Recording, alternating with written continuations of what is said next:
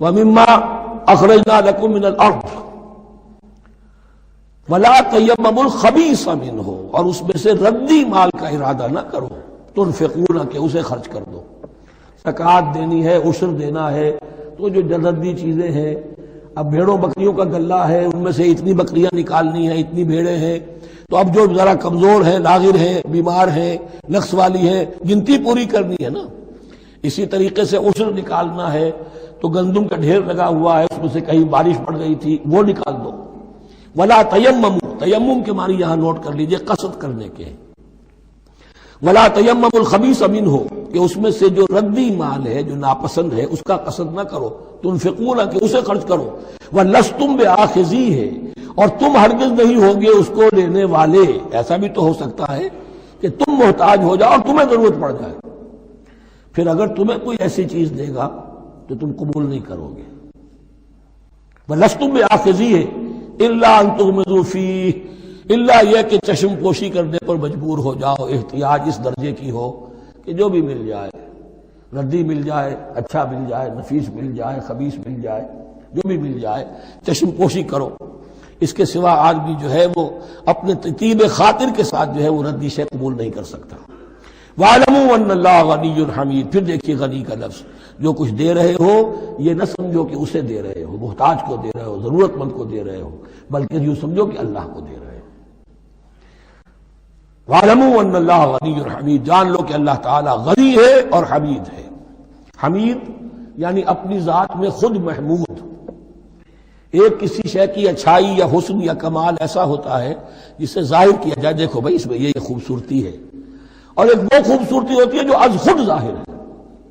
حاجت مشاطہ نیست صورت دلار آمرا، تو اللہ تعالیٰ اتنا ستودہ صفات ہے، اتنا محمود ہے اپنی ذات میں کہ وہ خود بخود محمود ہے، اسے کسی حمد کی حاجت نہیں ہے، از خود محمود ہے۔ الشیطان یعدکم الفقر ویامرکم بالفحشاء، دیکھو شیطان تمہیں ڈراتا ہے اور تمہیں اندیشہ دلاتا ہے فقر کا، مت خرچ کرو، رکھو، کیا پتا کیا کل کون سا وقت تم پر آ جائے۔ وَيَأْمُرُكُمْ بِالْفَحْشَاءِ، اور تمہیں حکم دیتا ہے بے حیائی کے کاموں کا۔ وَاللَّهُ يَعِدُكُمْ مَغْفِرَةً مِّنْهُ وَفَضْلًا، اور اللہ وعدہ کر رہا ہے تم سے اپنی طرف سے مغفرت کا اور فضل کا۔ اب دیکھ لو، رخ روشن کے آگے شمع رکھ کر وہ یہ کہتے ہیں ادھر جاتا ہے دیکھیں یا ادھر پروانہ جاتا ہے۔ اب شیطان کی طرف جانا چاہتے ہو، اس کی بات ماننا چاہتے ہو، خوف رکھتے ہو کہیں ایسا نہ ہو جائے کہ فقر آ جائے مجھ پر، مجھے اپنا مال سنبھال کر رکھنا چاہیے، سینت رکھنا چاہیے، تو تم شیطان کی چال میں آ گئے، تم نے اس کی پیروی کی۔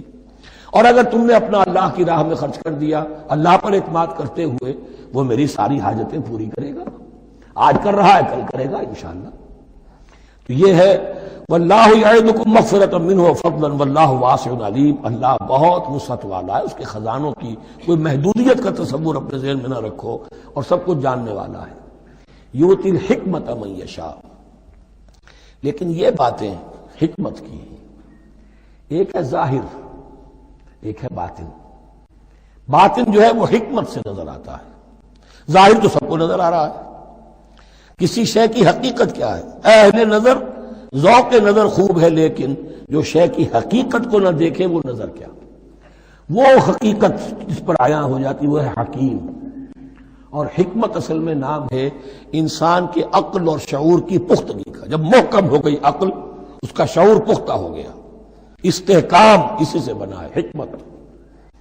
یؤتی الحکمت، اللہ تعالیٰ یہ فہم کی پختگی، عقل کی پختگی، شعور کی پختگی، حقائق رسی، حقائق تک پہنچ جانے کی صلاحیت دیتا ہے جس کو چاہتا ہے۔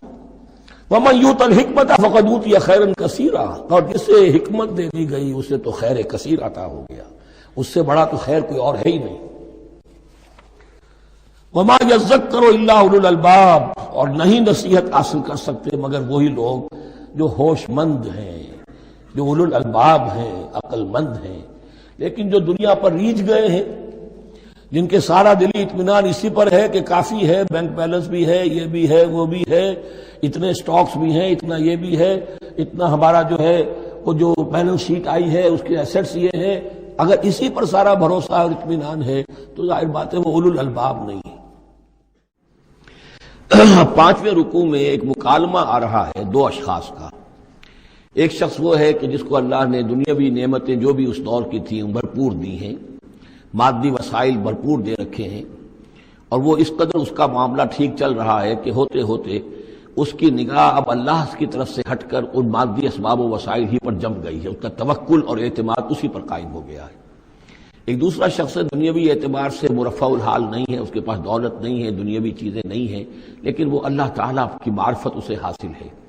وہ اس دولت مند آدمی کو کوئی نصیحت کرتا ہے کہ تم اللہ کو بھول گئے ہو، تمہیں چاہیے کہ اب تمام چیزوں کے اوپر جو بھی اللہ نے تمہیں دی ہے اس کا شکر ادا کرو، اس کا حق ادا کرو۔ لیکن اس نے اپنے گھمنڈ میں آ کر اسے بہت تلخ جواب دیا کہ میرے پاس یہ سب کچھ ہے، تو گویا کہ میں اللہ تعالیٰ کا لاڈلا ہوں، چہیتا ہوں، تم جوتیاں پٹخار رہے ہو، تمہارے پاس کچھ نہیں ہے، تمہاری کوئی حیثیت نہیں ہے، تمہاری یہ حیثیت ہی نہیں ہے کہ مجھے تم واعظ بھی کہو۔ لیکن یہ کہ اس پر پھر جو ان کے درمیان معاملہ ہوا تو انہوں نے کہا اس شخص نے کہ ہو سکتا ہے کہ اللہ تعالیٰ تمہارے اس سارے دولت کو اور مال و اسباب کو ضائع کر دے، لیکن یہ کہ اس نے کہا کیسے ہو سکتا ہے، میں نے سارا بندوبست ٹھیک ٹھیک کیا ہوا ہے۔ بہرحال نتیجہ یہ نکلا کہ اللہ تعالیٰ نے اس کی اس پوری دولت کو ایک طریقے سے ضائع کر دیا، اور پھر وہ اپنے ہتھیلیاں ملتا رہ گیا، کف افسوس ملتا رہ گیا، اور اس نے کہا ہائے کاش کہ میں نے اپنے رب کے ساتھ شرک نہ کیا ہوتا۔ حالانکہ اس پورے رکوع میں کہیں کسی دیوی کا، دیوتا کا، کسی اور الہہ کا کوئی ذکر نہیں ہے۔ تو اس رکوع میں سمجھنے کی بات یہ ہے کہ ایک شرک ہے مادہ پرستی کا شرک، مادی اسباب و وسائل پر اتنا تکیہ ہو جائے، اتنا توکل ہو جائے، اتنا اعتماد ہو جائے کہ پھر اللہ تعالیٰ کو انسان بھول جائے، مسبب الاسباب پر سے نگاہ ہٹ جائے، اور وہ سمجھے کہ سارا اعتماد اور توکل میرا ان مادی اسباب و وسائل پر ہے۔ تو یہاں گویا کہ اس نے ان مادی وسائل و اسباب ہی کو اپنا معبود بنا لیا ہے۔ تو یہ شرک ہے جو اس دور کا سب سے بڑا شرک ہے۔ اس دور میں بت پرستی کا شرک بہت کم رہ گیا ہے، اب ستارہ پرستی کا شرک کہاں رہ گیا ہے؟ کون لوگ ہیں جو ستاروں کو پوجتے ہیں؟ اب تو انسان سمجھتا ہے ستاروں تک تو ہم پہنچ ہی جائیں گے، ہمارا علم تو پہنچ ہی چکا ہے، چاند تک ہم اتر آئے ہیں، اب چاند کو کون پوجے گا؟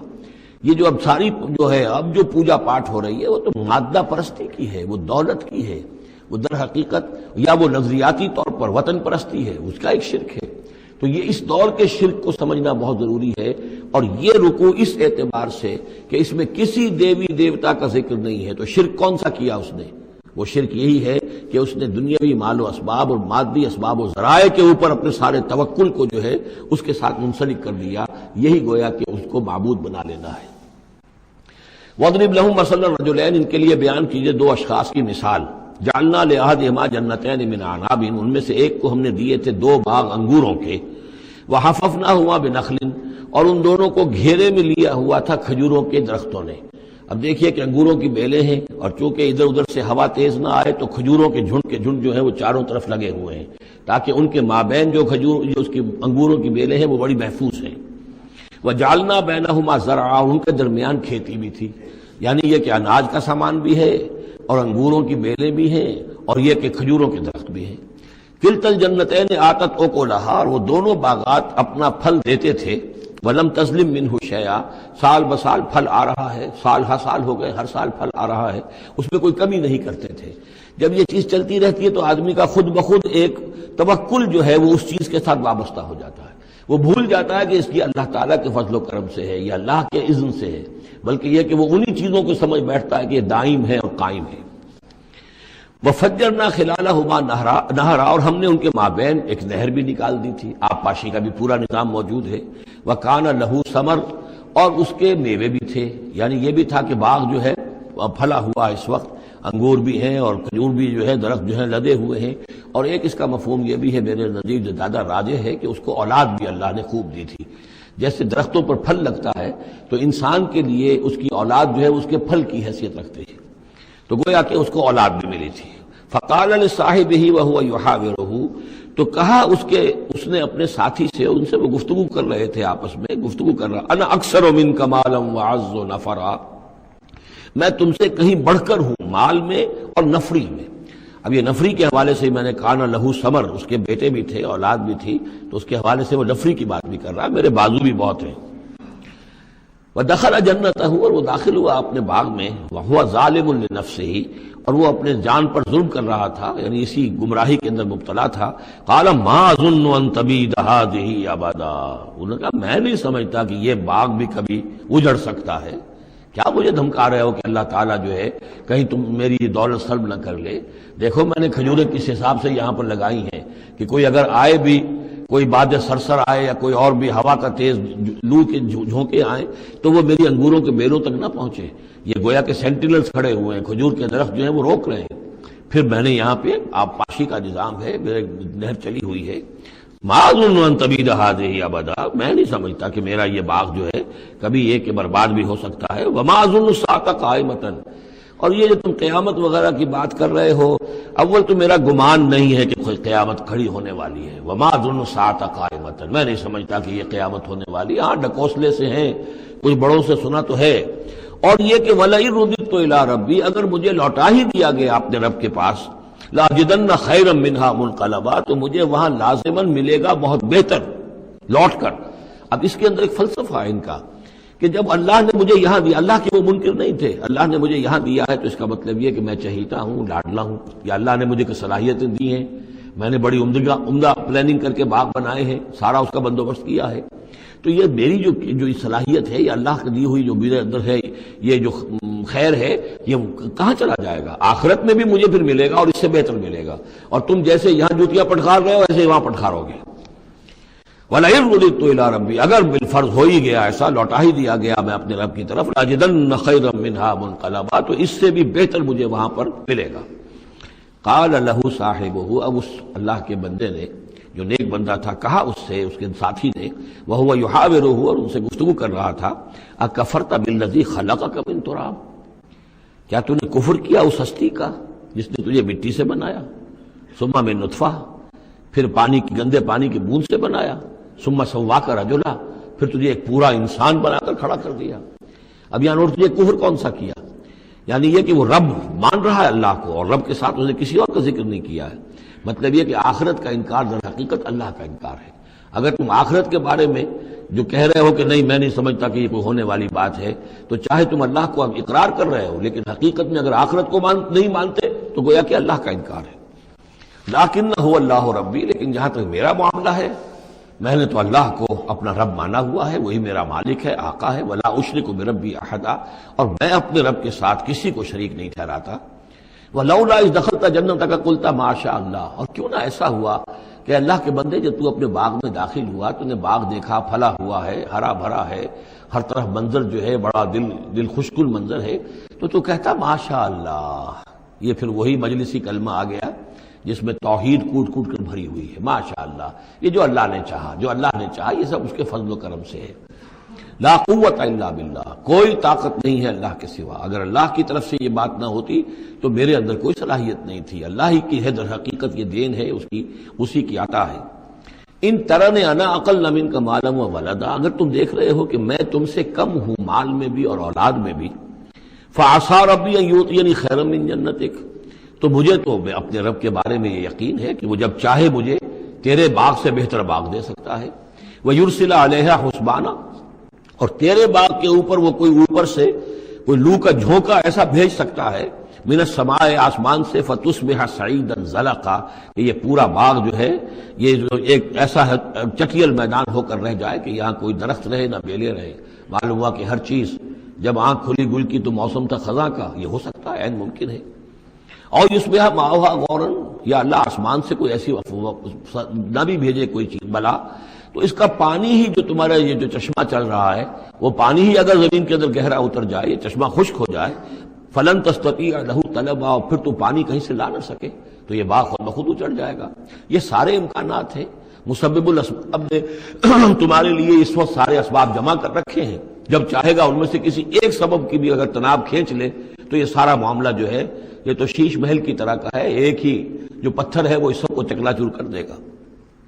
وَأُحِيطَ بِثَمَرِهِ، معلوم ہوتا کہ وہ بہت ہی کوئی اللہ کا پہنچا ہوا شخص تھا، جو اللہ کا دوست تھا، اور اس کا دل دکھایا اس شخص نے، جس کو تانا دیا اسے انا خیر من کہ انا اکثر منک مالا و ولدا، تو اس حوالے سے اس کا دل دکھا ہے۔